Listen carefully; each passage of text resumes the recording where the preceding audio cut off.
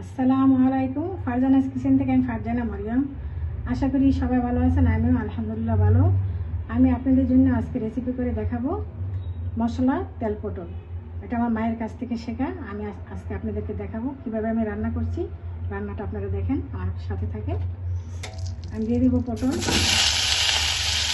বাগারি জন্য দিয়ে দিলাম, দুটো রাখি আর দুটো তেজপাতা। পটলের মাঝখানে আমি দিয়ে দিলাম। আমি দিয়ে দেবো একটু হলুদ পটলের উপরে ভাজার জন্য। এখন দিয়ে দেবো একটু পেঁয়াজ বাটা, দিয়ে দিব সরিষা বাটা,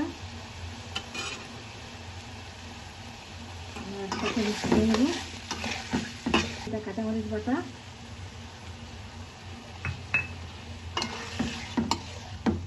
দিয়ে দেবো কাশ্মীরি রেড চিলি পাউডারের পানি দিয়ে ভিজিয়ে নিয়েছি, দিয়ে দিলাম।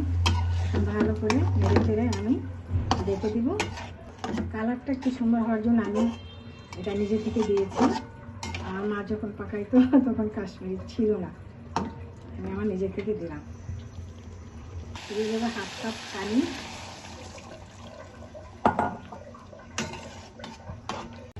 তার সাথে আমি দিয়ে দিচ্ছি এখন বাদা জিরা,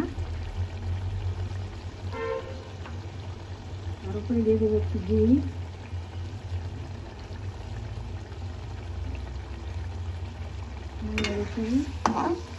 তরকারিটা প্রায় হয়ে গেছে।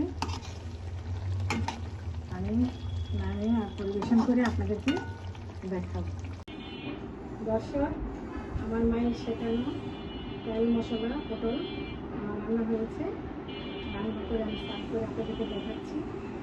আপনাদের কাছে কেমন লাগছে আমাকে জানাবেন এবং অবশ্যই আমার মতো করে পাঠ করে খাবেন, আমাকে কমেন্টসে করবেন এবং ইউটিউবে আমার লিঙ্ক দেওয়া আছে, সেখানে দেখবেন, সেখানে আমাকে সাবস্ক্রাইব করবেন।